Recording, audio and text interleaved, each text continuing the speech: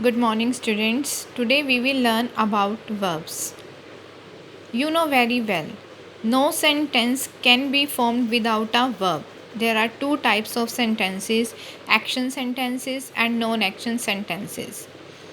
Non action sentences, in no action sentences, there is no action. But those sentences also can't be formed without a verb. So, whether the sentence is action or non action, both need a verb to complete their sense. Read the following sentences carefully. Mother Teresa was the founder of the Missionaries of Charity. She served the poor and the sick. She had a kind and loving heart. In the above sentences, was, served, and had are verbs. In sentence A, was tells the position or state of being of the subject. What does it mean?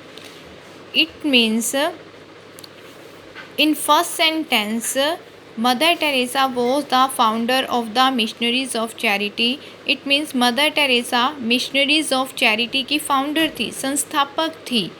क्या थी? Founder थी. In this sentence, position has been told. In the next sentence, she served the poor and the sick. उन्होंने गरीब और बीमारों की सेवा की. Now, served verb is showing action. The verb served indicates the action of the subject. And in the next sentence, she had a kind and loving heart. उनका heart कैसा था? Kind और loving. In this sentence, there is a possession. So, a verb is a word that is used to indicate the position, as in first example has been given, and in second action of the subject, and the third is possession of the subject. So a verb is a word that is used to indicate the position or condition of the subject, to denote action of the subject or what is possessed by the subject. तो verb position को indicate करती है, action show करती है और possession show करती है. Now next is transitive verbs. What are transitive verbs? The verbs which require object.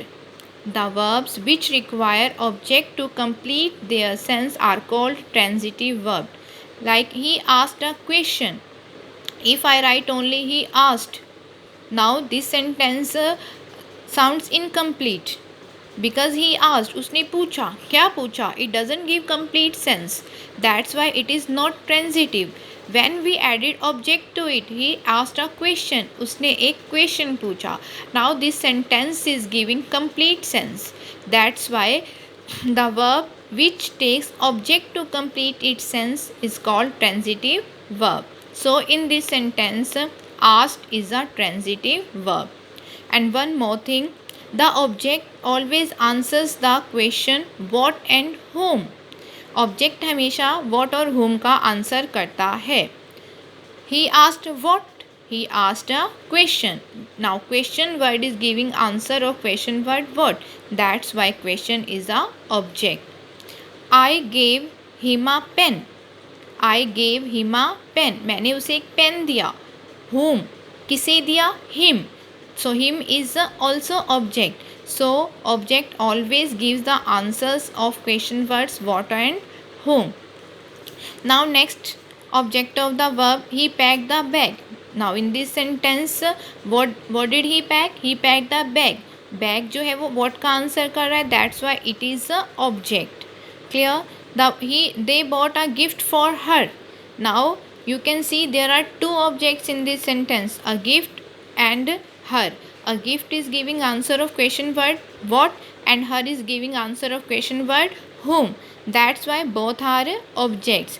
And one more thing, a gift is direct object and her is indirect object. How will you know which object is direct or which object is indirect? Listen, a gift is a direct object as the action passes to it directly, and her is an indirect object, the indirect object. You know, the direct object always answer the question what, and the indirect object answers the question whom. Remember it. Okay, direct object answers the question what, and indirect object answers the question whom.